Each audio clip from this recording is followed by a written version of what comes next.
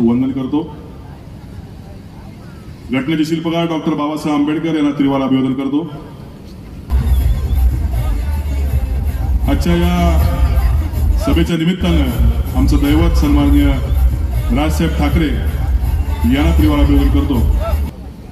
आजच्या या सभेच्या निमित्तानं आमचे या ठिकाणी व्यासपीठावर नेते असलेले सन्माननीय नितीनजी सरदेसाई, संदीपजी देशपांडे, अविनाशजी जाधव, कामगार नेते आमचे गजाननजी राणे, आमचे प्रवक्ते ज्यांचं भाषेवर प्रभुत्व आहे असे आमचे महाजन साहेब, भाजपाचे आमचे मित्र जिल्हाध्यक्ष राजेजी सावंत, आमचे सर्व या ठिकाणी आपल्या समोर सतत बोलतात ते पात्रे साहेब, व्यासपीठावरील सर्व मान्यवर मंडळी, पत्रकार बंधूंनो, माता बंधू आणि भगिनींनो,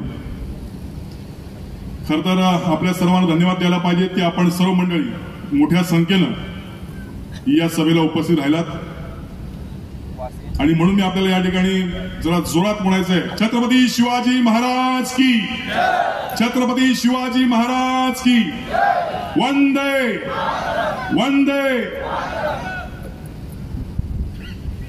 वातावरणात एक जोश आला पाहिजे आणि त्या इनियाला कळलं पाहिजे की सत्तेत नसलेला पक्ष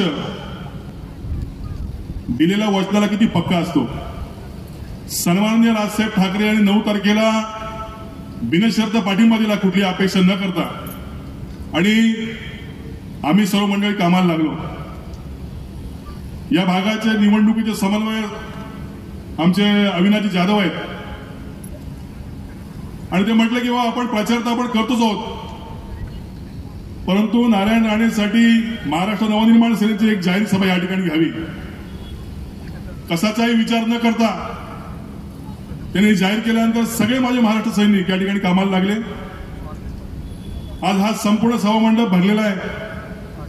काही लोकांना वाटलं असेल महाराष्ट्र नवनिर्माण सेनेची सभा यशस्वी होते की नाही, परंतु ज्यांनी टीका केली त्यांनी इथे येऊन पाहावं की सगळी महाराष्ट्र नवनिर्माण सेनेची कार्यकर्ते आहेत, पदाधिकारी आहेत आणि महाराष्ट्र नवनिर्माण सेनेवरती प्रेम करणारे लोक आहेत। आम्ही काय 500 रुपये देऊन आणलेली ही मंडळी नाहीत।